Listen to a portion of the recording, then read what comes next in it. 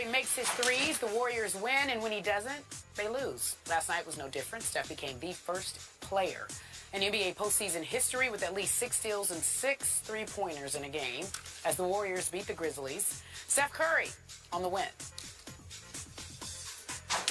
We play a very entertaining, high-octane style of basketball, but as long as we're not rushing, moving the basketball from side to side like we preach all year, we're going to make shots because of the flow and the rhythm of our possessions, and that's what's changed since game 2. The Warriors are now 7-0 this postseason when Curry makes at least 3 three-pointers, 0-2 when he doesn't. So here's the question, Stephen A.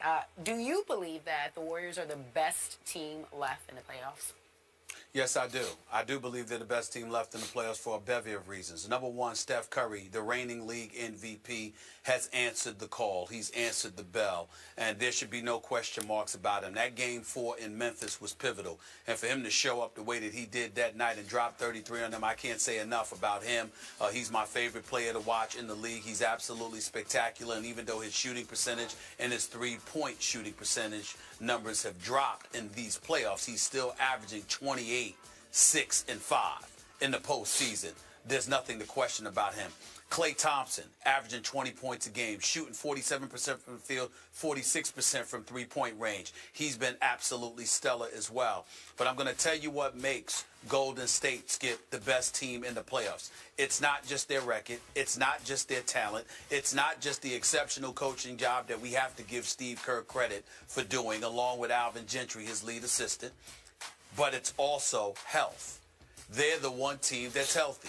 Memphis right now, Skip, tell me your heart didn't go out to Tony Allen watching him on that bench last night in street clothes. You saw it in his face. He was sick to his stomach that he couldn't be out there playing.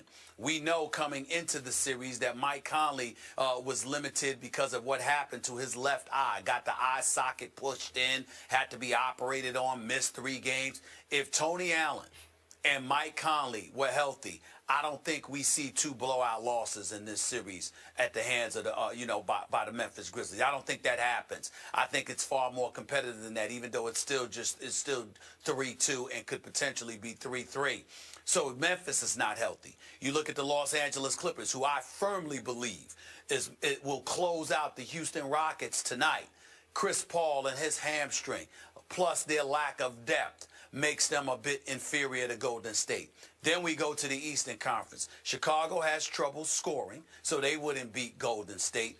Atlanta is impressive, but let's face it, they ain't ready on that level. And then when you look at the Washington Wizards, we've seen their lapses as well, and I don't think they would be ready because you can't have Nene or Gortat or other individuals showing up sporadically. They got to show up every game. We can't rely on them. And then, of course, there's the Cleveland Cavaliers with LeBron James. Kevin Love is out, and Kyrie Irving's not 100%. So if Kevin Love were healthy and Kyrie Irving were 100%, and somehow, some way Cleveland would have meet Golden State, I'm going to put my money on LeBron. But because you don't have all your horses available to you, and Golden State does, plus they're talented, it's almost by default. Not to say that their record doesn't matter, the talent that they have, which is big time, doesn't matter, the snipers that they have on their squad don't matter. All of those things work in their favor. But ultimately, they're the one elite team in this postseason who has remained healthy. No one else can say that. And that is what makes them the better team than everybody else in this postseason right now. Yeah, they did lose Spates for here a little while anyway. Yeah. Whatever. I'm with you. And I agree with your big picture. All these injuries, this spate of injuries across the landscape, it's taken a lot away from the playoffs for me as a fan.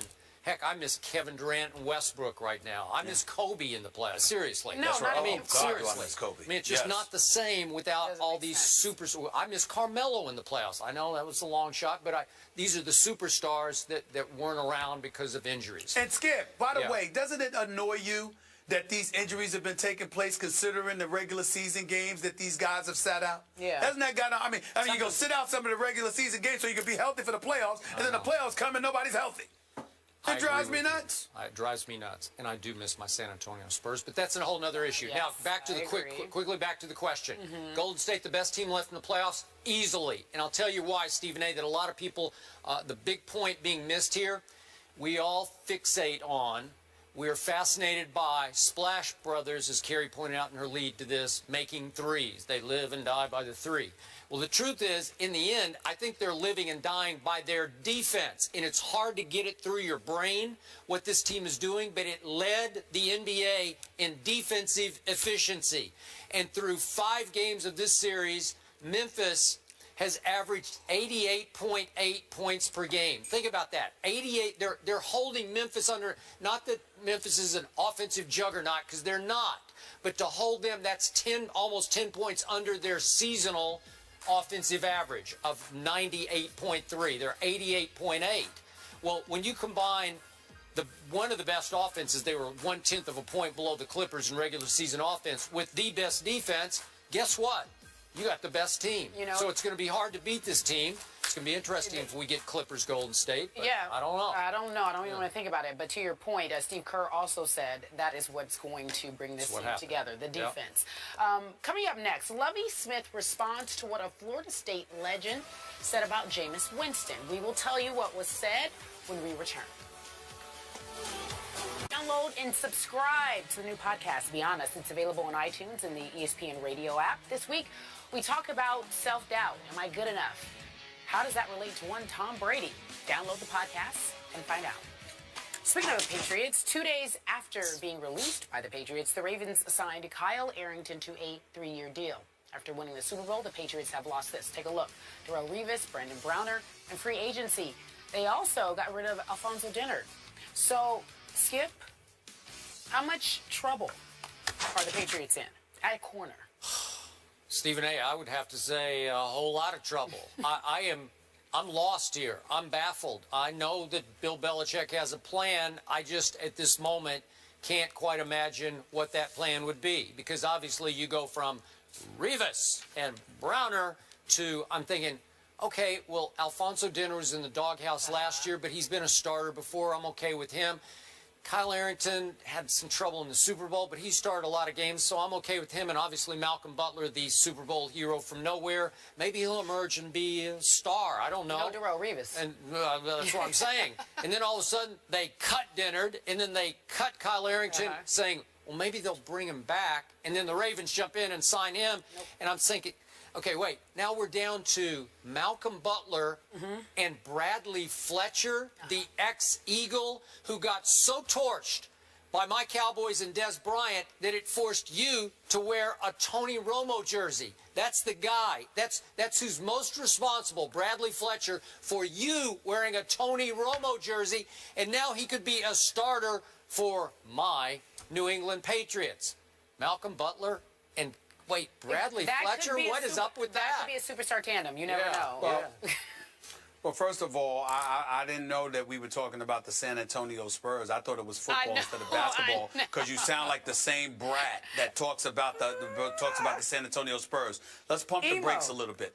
We understand that they lost Revis, they lost Browner, they lost Wilfork. We get all of that. Obviously, that's a big loss, and there's reasons to be concerned about their defense. But they still have Belichick, and we've got to believe that somehow, some way, he's going to find a way at least to keep them respectable. From the offensive side of the ball, they're returning practically everybody of significance. When you combine that with the fact that they were they scored the 4th most points in the NFL at over 29 points a game last year, I definitely think that's something to take into consideration. You still have Edelman, you still have Amendola, you still have Gronkowski, okay, you still have Blunt, you will have Brady, whether it be after 2 games, after 4 games, or all 16 games. We have yet to find out, but they'll be highly motivated. They're returning about 18 starters. So when I look at it from that perspective, Skip, if the only thing of concern I have for the Patriots is the fact that they took a shot at Hartline out of Miami. He signed elsewhere. They took a shot at Reggie Bush. He signed elsewhere. I forgot who else it was. I think Percy Harvin. He ended up going to Buffalo.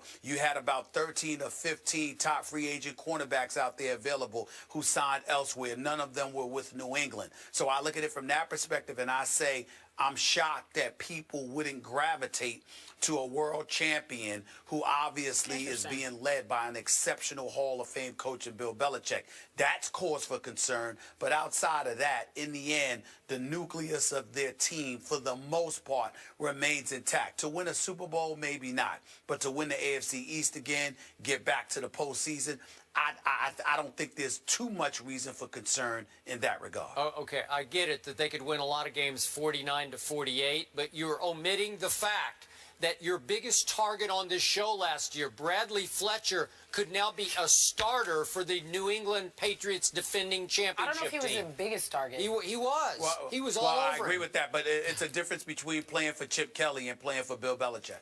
Well, that's fair, and I hope you're right about that. But Yep. I don't know. Maybe there's some ace in the hole we're not seeing. I'm sure Belichick has something going on. We've got to wrap the show. Stephen A., since you're in Chicago, the game is official tonight, so I'm assuming that we will all watch. Make sure that he's there. Make sure you watch on ESPN. We'll talk about it tomorrow. We'll see you. Have a good afternoon.